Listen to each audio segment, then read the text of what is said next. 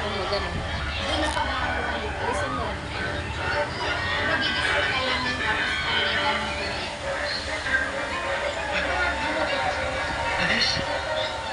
at least yung paghalo na lang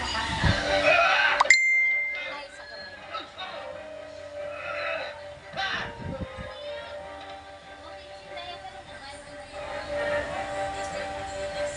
yun lang yun. Kaya pa rin yung gamit eh? Ah, kaya pala. Ano ka